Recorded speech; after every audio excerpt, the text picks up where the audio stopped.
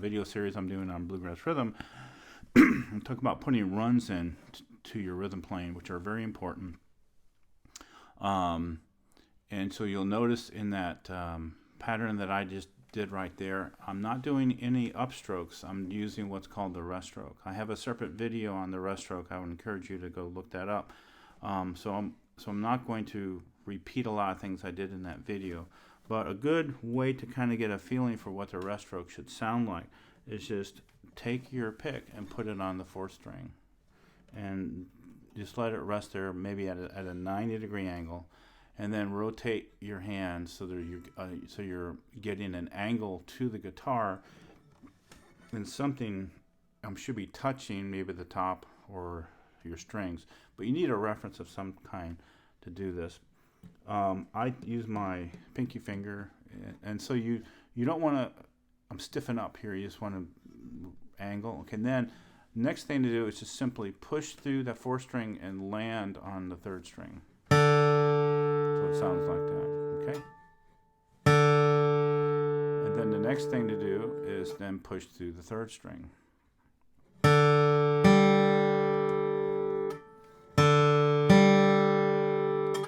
And then the next thing is to fret the D string at the 2nd fret, and as you're pushing through the 3rd string, you lift your finger.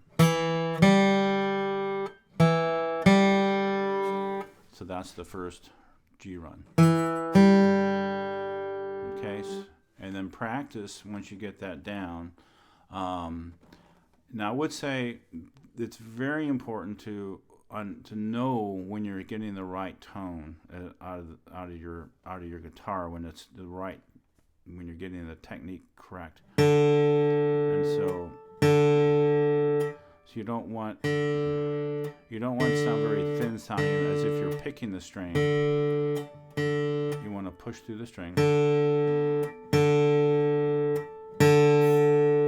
Okay, and you don't want to create a buzz like I did just there. You just want to just have enough.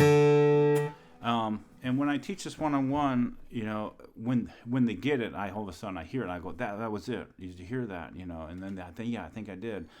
And then the more you hear what it's supposed to sound like, the more you want to sound like that, and it will help support your technique as you're trying to learn it. So then once you get that technique down and you get the G run,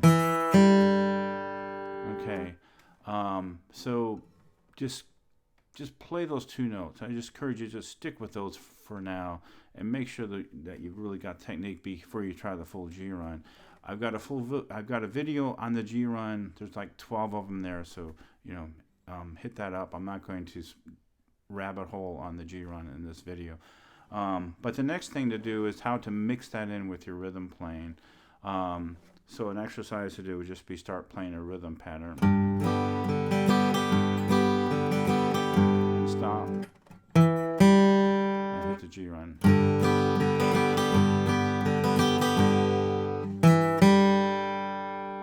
Okay?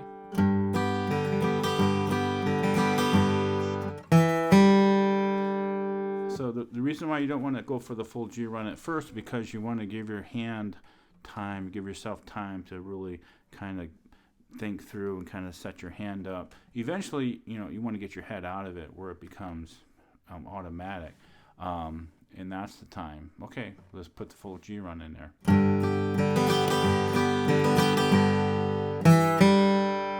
I have a lot of time where I can really concentrate and make sure I'm getting the right technique. Okay, the next thing is during bass runs, I also use the rest stroke. I never use upstrokes. I never pick where it sounds like this.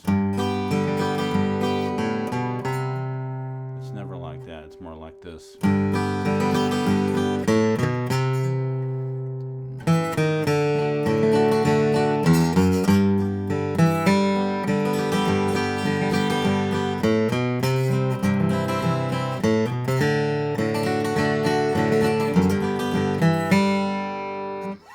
So you want to really spend some time learning that rest stroke and then learn how to play those bass runs with that rest stroke. And it's really a mix of learning how to go from a rhythm hand to rest stroke hand, and I'm pushing.